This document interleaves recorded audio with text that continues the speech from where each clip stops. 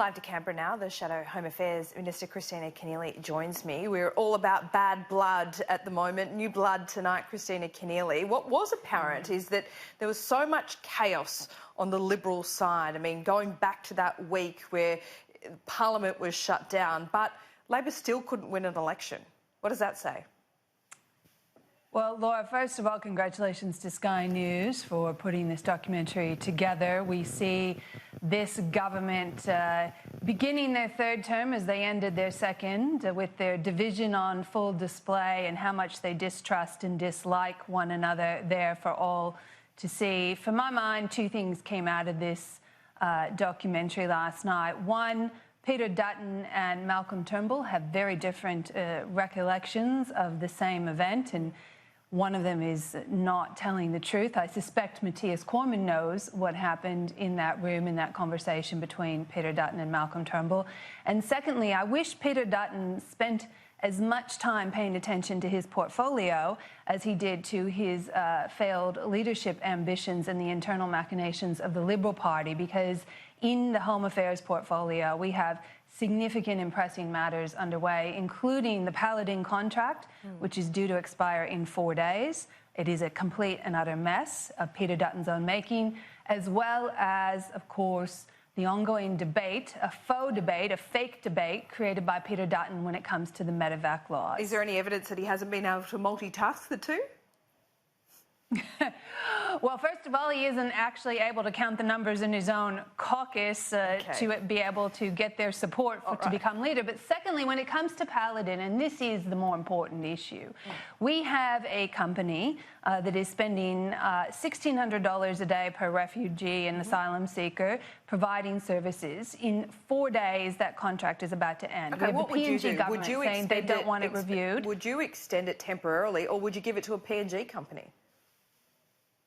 Well, Minister Dutton has been overseeing this process, and it is incumbent upon him to explain why there hasn't been an open, global, competitive tender process. Do you have a solution for the immediate problem? The head of the department, Mike Pizzullo, said if they'd had the chance to do it last year, they would have done an open tender. They knew this was coming up. They should have done an open tender now. What Peter Dutton needs to do, first of all, is release the Ernst & Young report that will demonstrate whether or not Paladin is delivering value for money and whether or not it is delivering the services they say that they are delivering. If the Paladin was doing those two things, the government would have no problem releasing that Ernst & Young report.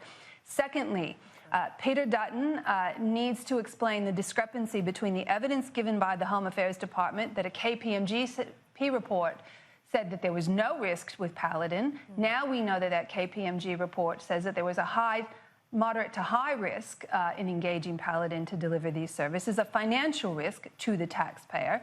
And we now have the PNG government, the new Prime Minister, raising serious objections, in fact, just telling Australia outright he doesn't want Paladin to get this contract. Peter Dutton has gone to ground. He tries to pretend this has nothing to do with him.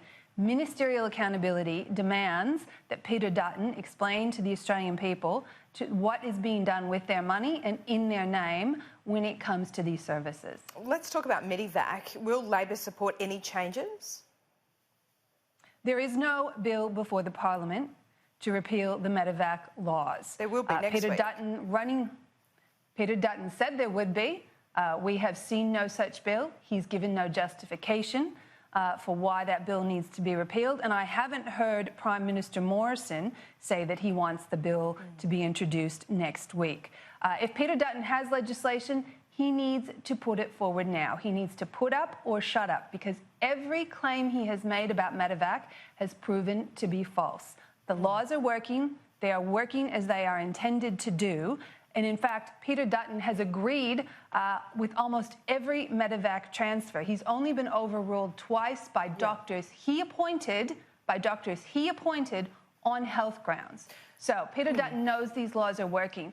What I am focused on next week is the fact that the medevac legislation requires the government to table a report. That report is to be done by the Independent Health and Advice Panel. That's the one that is appointed by the government. Yep. It is meant to give an overview of the health of the people on Manus and Nauru and of the health services available to them. That is to be tabled in Parliament by next Thursday. Yep. I want to make clear today that I expect the government to table that report as they were required by law to do. It is due to be tabled on Thursday, so we'll seek answers on that. But if that report does say that the healthcare on Nauru and Manus Island and that the overall health of those people is good, what will you do?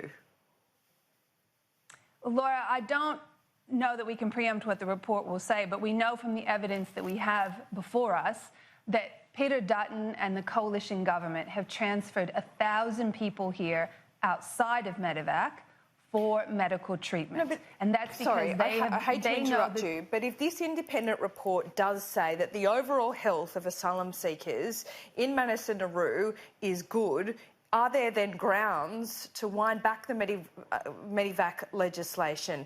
Are there then grounds to make changes? Laura, as I was just saying, we know that the government has transferred 1,000 people here because there were health services they could not get on Manus and Nauru. We know the government has been going to court to wage legal warfare to stop some people coming here for medical treatment. That's why the Medevac laws were necessary. And what we know since February, is that in the 31 cases that have been approved under the Medevac process, the ministers, Peter Dutton or David Coleman, have agreed overwhelmingly that the people who are requiring that health care do need that medical transfer. So what we are expecting to see, and this report was completed by legislation. It was meant to have been completed on the 31st of March. It is the first of a series of 4. There is a second report that is due on the 30th of June. That too will need to be tabled in the Parliament, and the minister, in fact, will need to respond to these reports. What I want to make clear is that the government needs to ensure that these reports are tabled as they are required by law. OK, we will keep an eye on that. Kristina Keneally, thanks so much for your time. Thank you.